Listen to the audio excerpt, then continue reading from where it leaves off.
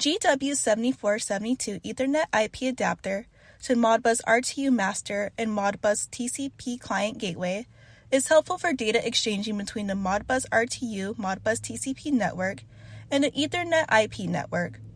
It reads the registered data from the Modbus RTU slaves as well as Modbus TCP servers and publishes this data to input registered data of the Ethernet IP scanner.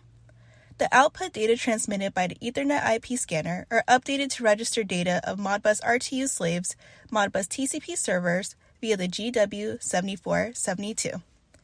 These modules can scan or map the registered data from Ethernet IP devices in exchange with Modbus register. One of the most common applications is the communication between Ethernet IP PLC and Modbus data acquisition modules. To learn more about our GW-7472 module, visit our website or contact a member of the ICP-DAS USA team.